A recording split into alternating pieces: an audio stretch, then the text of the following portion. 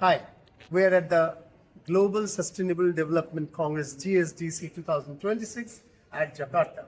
We shall now be talking to the man of the moment, the man who was actually hosting this whole big congress of 1,600 universities, 5,000 delegates. And that's Phil Baty for you, the Chief Operating Officer of Global Affairs of Times Paradise. We are with Mr. Phil Baty, who heads hosting this entire GSDC 2026. Would like to know from him, how has this experience been? What are the highlights you would like to share from this year's edition? Well, it's been absolutely inspirational. We've had almost 5,000 people from all across the world here. We are organized in Indonesia. The Western universities are not seen very vociferously at this point of time. What will be your feedback? When it comes to the Sustainability Impact Network and ratings, we do have very strong participation from the UK, from Canada, Australia, parts of Europe. But actually, you're right, it's led by Asia. I think Asian universities, first of all, in Southeast Asia, there's a huge commitment to sustainability, a huge, intense awareness of the challenges. The government policy is really driving from the top down the idea that universities need to focus on meeting the challenges of society. They're here at the front line of climate change, of inequality. And I think Southern Asia as well in particular is showing leadership because it's some of the most pressing issues are being dealt with on the ground in places like India. And actually the universities are there able to be more resilient and more innovative to actually be at the forefront of change and lead change, and the rest of the world is learning from them. By 2030, SDGs would be coming to an end and a new paradigm might come up. However, not even 50% of the SDG goals have been achieved and it's unlikely to be achieved by 2030. As someone who leads a global educational initiative, what would you suggest for the next round beyond 2030 on sustainability? Well, I think the most important thing for this meeting is we need to give this meeting with 5,000 people, 1,600 universities who are members of the Impact Network. We need to give them a clear voice in the policy agenda.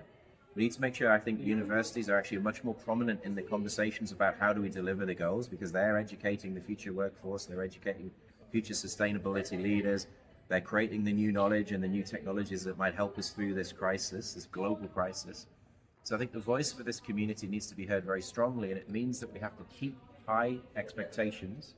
We need to keep very, very demanding targets on the agenda. We can't take the targets away. We can't say we missed them and remove them. We need to actually make sure targets remain at the forefront of the 2030 agenda, because we have to set high standards for ourselves, and actually the young people will demand that we meet those high standards. Perfect. We have borrowed our planet from our next generation. The last question. This time's impact rating of universities, what major changes you find? Which type of universities are coming up? What suggestions would you give to the others?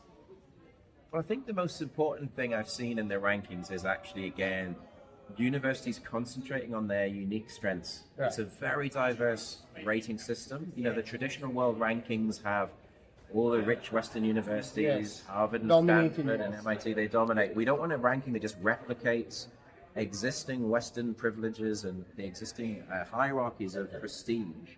We want a ranking that says, what is the real difference universities are making? And what we've seen is we allow universities to concentrate on their strength if they're teaching focused, if they're regionally focused, if they're doing amazing work in their communities and their countries. They don't need to be publishing in journal articles in global journals edited in America. They need to be showing they're making a difference to their communities on the ground, and we'll give credit for that, and then that allows them to show strength in the ranking and to shine out and do well in this ranking. Where do you expect the next GSDC to be, and what difference would it be from this time to the next time? What would you expect that? Well, we haven't confirmed next year's place yet. We are very clear that we'll be in Asia. We will stay in East Asia. We think that's very important. It's to make it as accessible as possible. And the most important thing, I think, is how much do we keep the momentum from now till next year, that it's not just a year of talking and then a year's gap and then a year of more talking. It's actually the connections, the collaborations, the MOUs signed here, the partnerships agreed here, the relationships built here, are turned into lots and lots and lots, thousands and thousands of individual action points. And congratulations for a very successful Congress.